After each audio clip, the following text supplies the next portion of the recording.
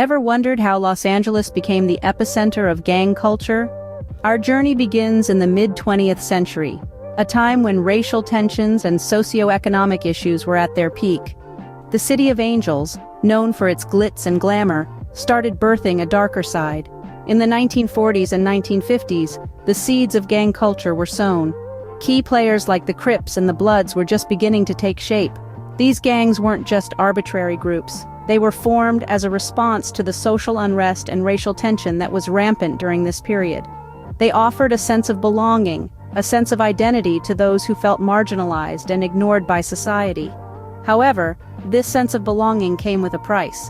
The city's streets became a battleground, and the sky-high palm trees bore silent witness to the rise of a culture that would forever shape Los Angeles. So, the stage was set for the City of Angels to become a hotbed of gang activity.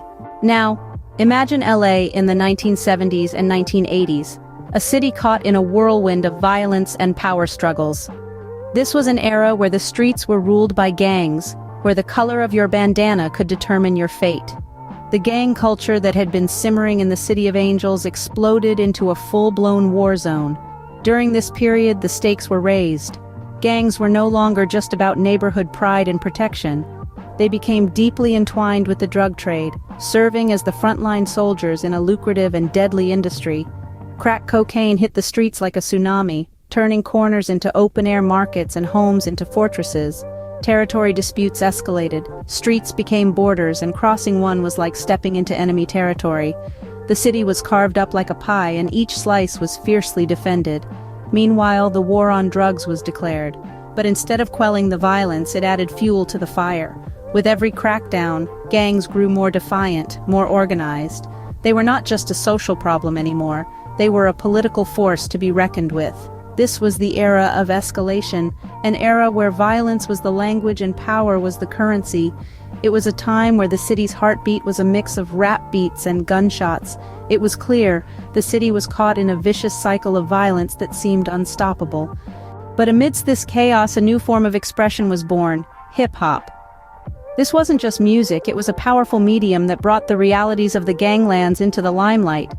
Gang culture didn't just influence hip-hop, it shaped it, molded it, and gave it an edge that had never been seen before. Enter gangsta rap. This subgenre of hip-hop was raw, unfiltered, and as real as it got. Artists like NWA, with their provocative lyrics and bold beats, gave the world a glimpse into the gritty realities of gang life. Then there was Tupac Shakur, a poet of the streets, who used his music to voice the struggles, the pain, and the resilience of those living in the ganglands.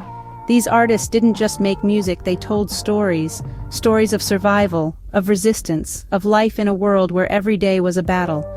Hip-hop became the voice of the streets, painting a vivid picture of life in the ganglands. Fast forward to the 21st century. Has the city found a way out of this cycle of violence? It might seem like a tall order, but believe it or not, there's been a notable decline in gang violence since the early 2000s. This ain't some magic trick, though. It's the result of hard work and dedication by the city and community organizations, all striving to break the chains of gang activity. Let's take a moment to appreciate their hustle. They've been out there, implementing initiatives, providing resources, and creating opportunities for those who might have otherwise been lured into the gang life. Programs like Summer Night Lights, keeping parks open late during summer months, offering recreational activities and job opportunities for youth. And then there's Homeboy Industries, offering job training and support to former gang members, helping them to start fresh. But it ain't all sunshine and rainbows. There are still challenges to face. Gangs might not be as prominent as they once were, but they ain't extinct.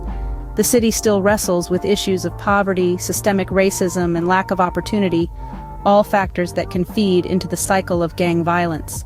So what's the verdict? Well, the City of Angels has come a long way, but the road ahead is still long and winding. The battle isn't won yet, but Los Angeles continues to fight back, striving for a future free from the shadow of gang violence.